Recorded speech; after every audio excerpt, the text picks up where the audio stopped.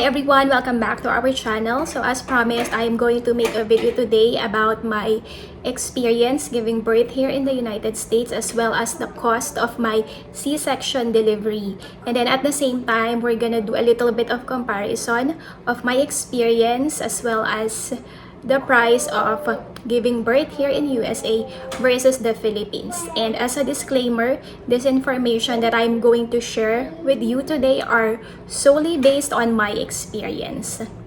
So let's start with my experience of giving birth here in the United States via C-section versus the Philippines. So I am doing this video just for you to have like an idea of how it is giving birth here versus in the Philippines. Because for those who are new here, I have two kids. I gave birth in the Philippines via C-section April 2023, and then here in the United States, same delivery method, which is C-section, and that happened last July of this year. So I took down some notes just to make sure that I'm not going to forget anything. First is, in the Philippines, they allowed me to choose the date when to give birth. I'm not really sure if all of the OBGYN or all of the hospitals there in the Philippines would do the same thing, but based on my experience, yes, they allowed me to choose the date when to give birth. And then for United States, which is here, they did not allow me to choose. They are the one who chose the date. And then the other thing is that here in the United States, the earliest that you could deliver is 39 weeks. But unless you are going to, to go into labor early. However, in the Philippines, it depends on you as long as you are full term. Again, this is just based on my experience. I'm not really sure if all of the hospitals or OBGYN in the Philippines do the same thing. So for my doctor, she told me as long as I am in full term, I can choose whenever I want to give birth, as long as I won't go into labor early. So in the Philippines, I gave birth at 38 weeks. The other difference is that in the Philippines, emergency C-section, they do the conventional cut, which is the vertical cut. That's for emergency C-section, but I was not emergency C-section in the Philippines. It was scheduled. But as far as I know, it's conventional cut, but I'm not sure if they are still doing the same thing as of today. However, here in the United States, as far as I know, it is always the bikini cut, which for me is better based on my experience. So here in the United States, supposedly I have a scheduled C-section, but then I went to labor early. So it is considered as emergency C-section. And then in the Philippines, even if it's scheduled, I opted to have the conventional one, which is the horizontal, which I think is one of the biggest mistake that I made, but it's okay because when I had a conventional cut, unfortunately it left a scar or a keloid scar. But for my second C-section, in which they did the bikini cut, it is healing all good, and you won't even notice that it's here. So apparently the second one is better. The baby passes stool before I gave birth. According to the doctor, the odds of having those incident is very low, but it happened to me twice. So both of the babies pooped inside my belly before I gave birth. But then in the Philippines, when it happened, they immediately gave the baby antibiotics. So they gave Zeta 7 days of antibiotics. And then I think I'm not sure if it's 3 times or 2 times a day. I forgot. There's a specific hours where they would inject it to her. And then for Zelda, they did not give any antibiotics. So that's why I asked the doctor here, what is the reason why in the Philippines antibiotics was given and then here it's not. I just, want to make sure that Zelda is safe and she won't get any infection. And the doctor said that normally they don't do that here in the United States.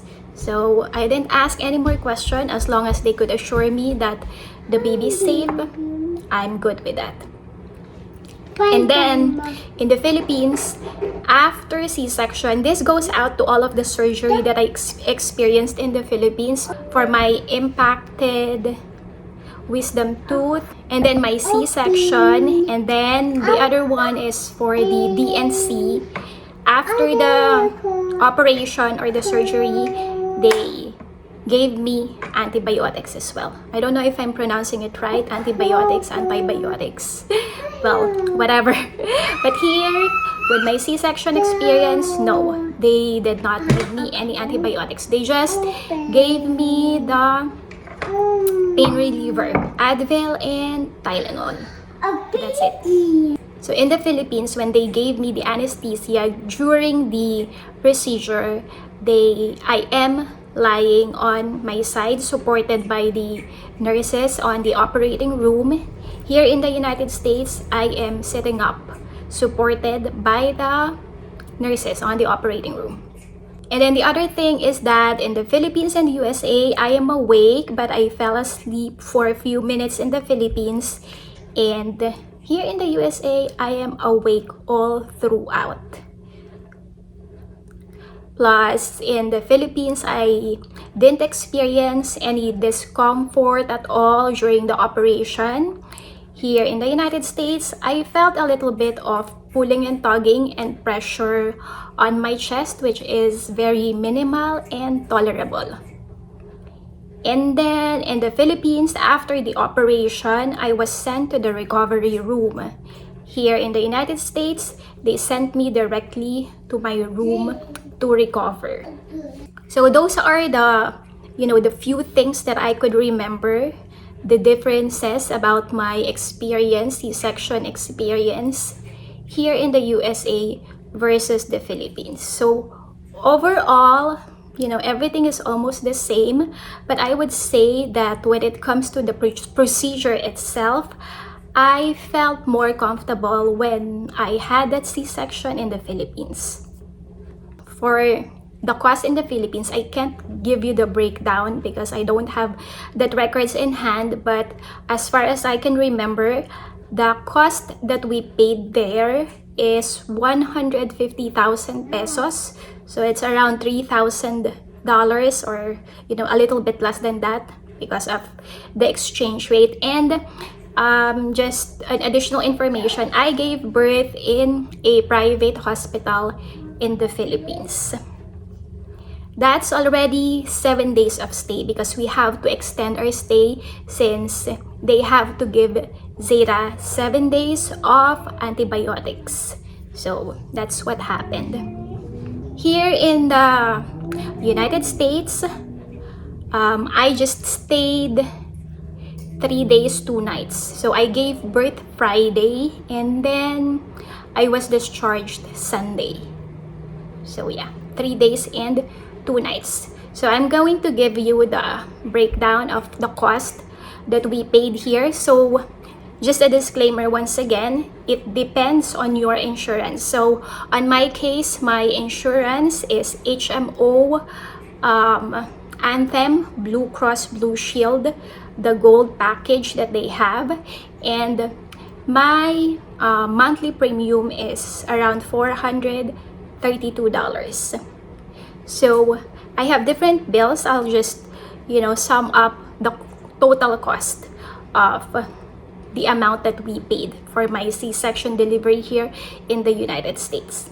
So for the anesthesia, the total that we paid is $1,132.56. The insurance paid $4,548.24. And then for the hospital stay, which is the obstetrics, as well as for the newborn, who is Zelda. So the total charges for obstetrics is $24,362.09. The insurance covered $22,920.19. So we have to pay $1,441.90. And then for my newborn, the exact charges or the total charges is $6,792.56. The insurance paid $4,142.78. So we have to shoulder the $2,649.78.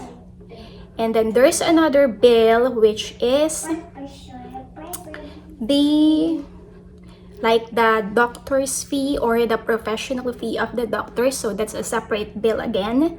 So for Zelda, the total cost would be $321.32. So the original cost for the two bills is $605, and the insurance discount is $283.68. I'm not sure what's the reason why the insurance paid part is $0, but yeah. So 3 services in this bill includes the initial hospital per day, normal newborn infant, attendance at delivery and initial stabilization, subsequent hospital care per day, normal newborn. And then for the other one, which is the discharge input or OBS, I'm not sure what's the meaning of this abbreviation, less than 30 minutes, $115.17. So the original cost is $205, and the insurance discount is $89.83. And so we owed $115.17.